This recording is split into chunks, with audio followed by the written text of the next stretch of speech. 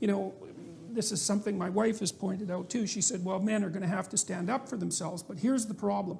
I know how to stand up to a man who's unfairly trespassing against me. And the reason I know that is because the parameters for my resistance are quite well defined, which is we talk, we argue, we push, and then it becomes physical, right? Like if we move beyond the boundaries of civil discourse, we know what the next step is. Okay, that's forbidden in discourse with women.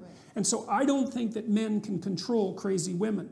I really don't believe it. I think that they have to throw their hands up in it's not even disbelief.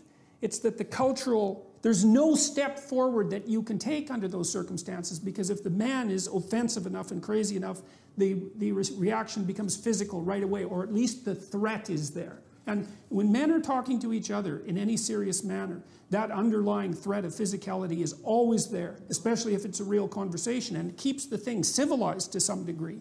You know, if you're talking to a man who wouldn't fight with you under any circumstances whatsoever, then you're talking to someone to whom you have absolutely no respect. But I can't see any way. For example, there's a woman in Toronto who's been organizing this movement, let's say, against me and some other people who are going to do a free speech event, and she managed to organize quite effectively, and she's quite offensive, you might say. She compared us to Nazis, for example, which, you know, publicly, using the swastika, which wasn't really something I was all that fond of.